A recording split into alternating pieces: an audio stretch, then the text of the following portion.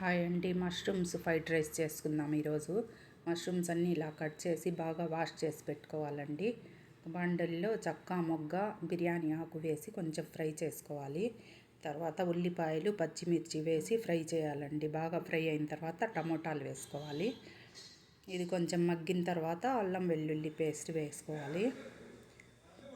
కొంచెం ఉప్పు, గరం మసాలా, కారము, కొంచెం ధనియా పౌడర్ కూడా వేసి బాగా ఫ్రై చేసుకోవాలండి. అది ఫ్రై అయిన తర్వాత మష్రూమ్స్ వేసుకోవాలి. చూడండి ఆయిల్ పైకి వచ్చింది. ఇలా అయిన తర్వాత మష్రూమ్స్ వేసి బాగా ఫ్రై చేయాలండి. ఇది బాగా ఫ్రై అయిన తర్వాత కొత్తిమీర చల్లుకొని ఇది కూడా ఆయిల్ పైకి వచ్చేసిన తర్వాత రైస్ వేసేసుకోవాలండి. చూడండి ఎలా అయిందో. రైస్ వేసి బాగా మిక్స్ చేసుకోవడమేనండి. ఇది సండే రోజు మా పీజీలో వెజ్ వాళ్ళ కోసం చేశానండి నేను.